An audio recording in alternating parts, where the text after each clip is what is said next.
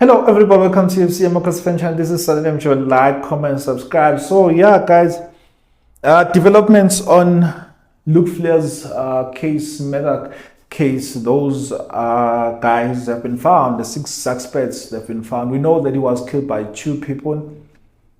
It was 2 people on the day. It was 2 people, but there are other suspects. You say that, but why are there so many suspects if he was only killed by 2 people?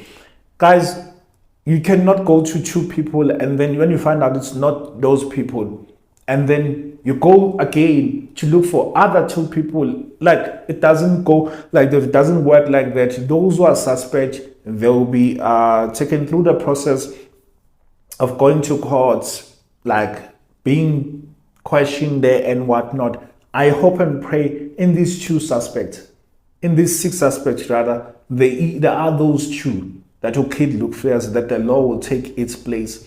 I mean, his car was found. Like, these news are so devastating. Like, they're so hurting. I mean, they're so hurting. The car is found now, but we cannot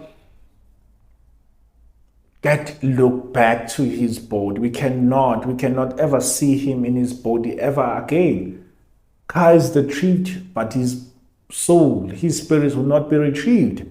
It's sad, guys. Like, it's sad, the world that you are living in. And we saw on Thursday last week that they had the memorial service. Everything went good. And the father said that he forgives the guys who did that. Sure, it's good for his own peace as well. Because they say unforgiveness is like you are pouring poison on the other person's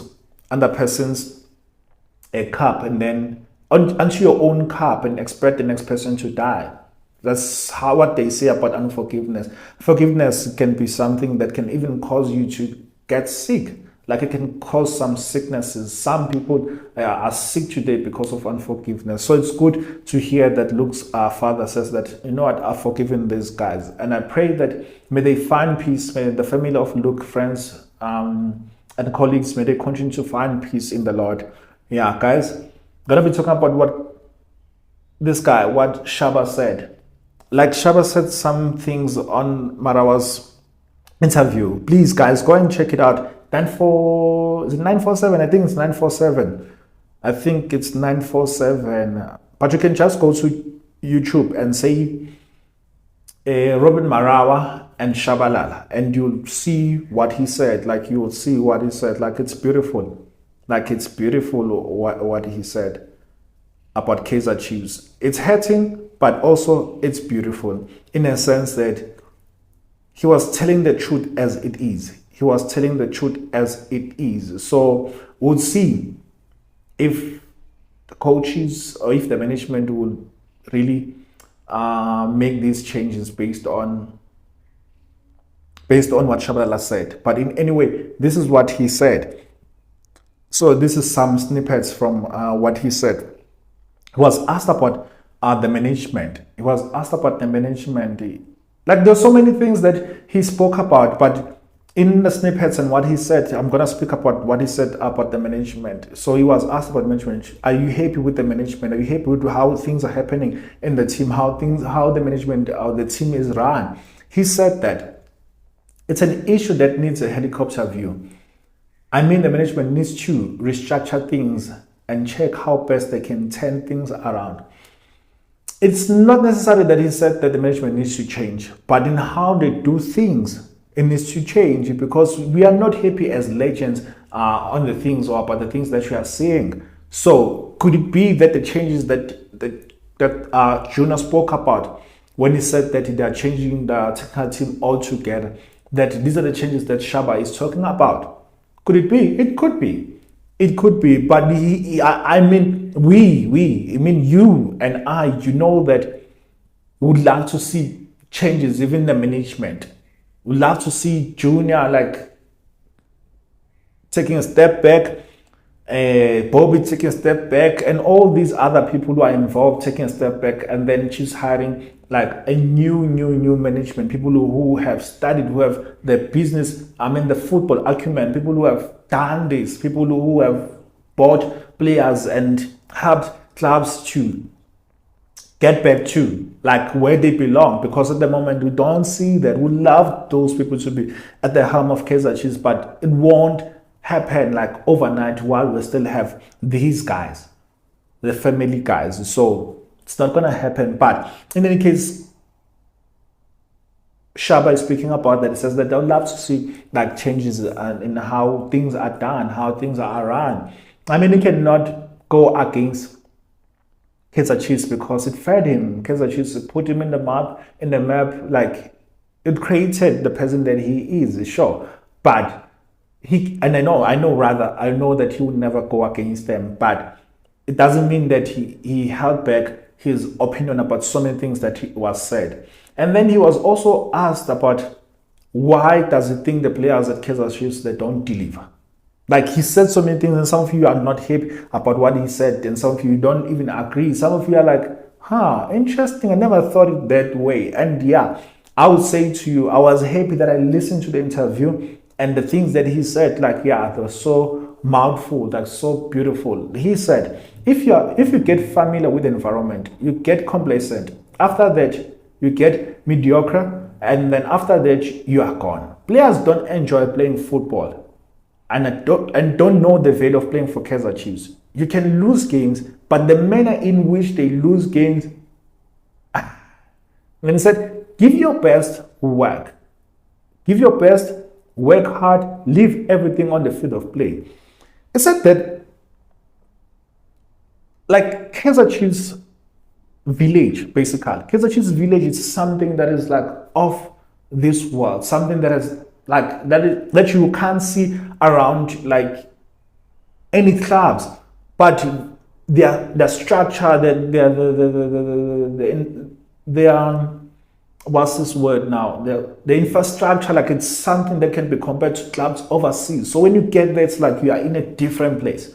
Like you can come from small teams, you can come from these teams, and then you get to Kaizer Chiefs, like you'll be like you are in England already.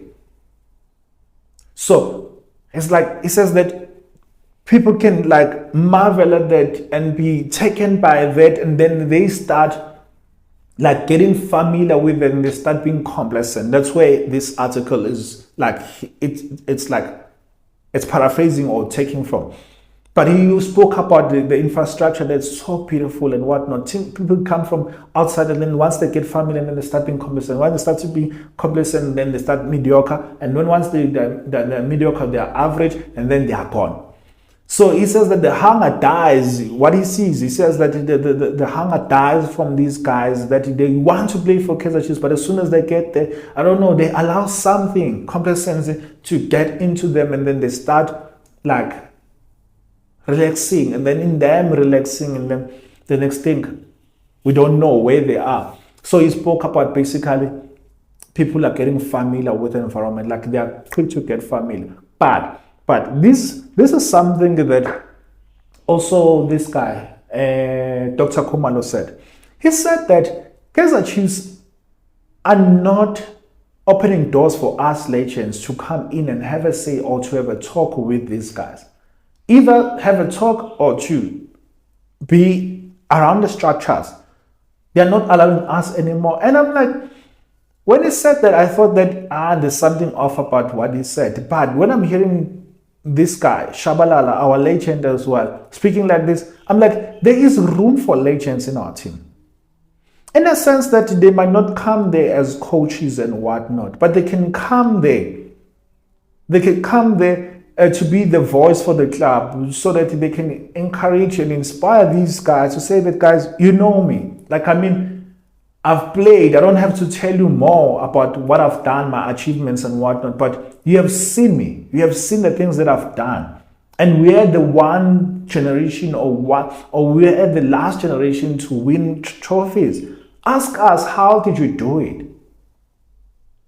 So, like at the moment, like this is me like thinking, at the moment, we are lacking, the guys are lacking hunger. That's why Shabada says that these guys, they need to work hard. They need to leave everything on the field of play. We haven't seen that in ages. We haven't seen that in ages, that these guys, they are dying there on the field of play. They're playing for the badge. I mean, we don't see the hunger anymore of playing Kaizer Chiefs. of playing for Kaizer Chiefs. We don't see that hunger anymore. So this is where probably the legends can come in. Have a session where these guys will have a legend around them, speaking to them, like encouraging them, like helping them somehow. And also these legends, they need to build that relationship with these guys, where these guys can have like sort of like a leeway, or have like a way of talking to these legends. But I don't think that should be one-on-one. Yes, one-on-one, a person can just take it further and do a one-on-one, but have sessions where these guys will have the legends around. Like, as especially having these guys who last won a trophy for us, have them around. Like, have your Parker. Yes, Parker is still playing. Probably might not be an ideal thing to have Parker around, but have your Shabalas around to come and inspire these guys.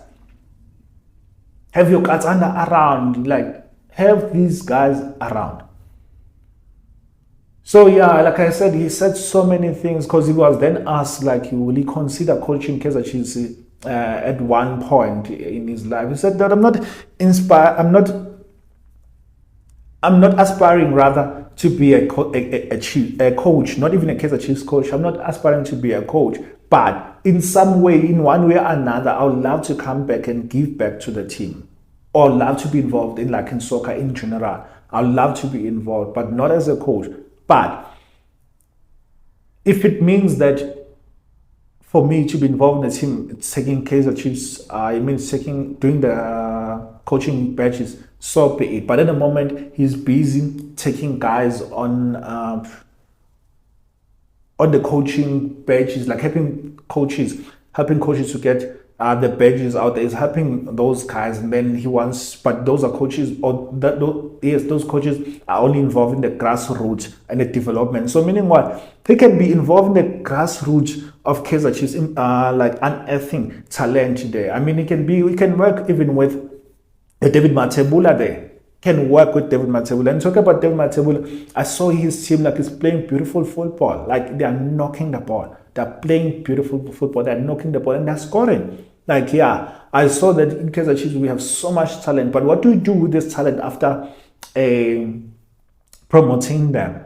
Let me just move away from Shaba a bit. What do we do with this talent after promoting them? We have Janssen now, who was playing in the MDC, and they won like 3.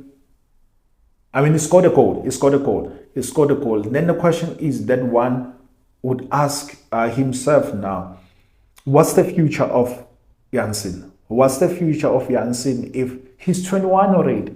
He is 21 already. He's older than your Villagas, is older than Mufokeng, if I'm not mistaken. But I'm sure he's older than Mabena, who plays for Sundowns. Some would say that, but why is he not playing already and whatnot? Remember, in Sundowns already there's a structure that even if you can change one player, it's going to be easy for another player to come in. At Kaizer Chiefs, there's no structure. So probably that's the reason why he cannot play as you want him. That's the reason why Villagas also cannot play the way that you want him, because there's no structure at the moment and the results are not forthcoming. Therefore, you cannot put in these guys and throw them in a deep end. And also when the coach is under pressure to deliver, so it's not easy for him to go for younger players. I know some of you will say, but still the other players or the experienced players, what have they done? Because they haven't done anything for them to play. So might as well play the younger guys. I hear you, but it doesn't work like that. It doesn't work like that. Slowly you bring them in, these guys. And I'm hoping and I'm praying. This is another thing that probably I should have raised when I was speaking about the coach, the new coach that is coming. I hope it's a coach who's not afraid to play younger players, so that who can blend these young players. I mean, we have 3 or 4 players who are graduates, who are coming from the MDC. And the question is, if the coach comes, will he be the coach who plays young players without fear and who play based on performance, not based on age?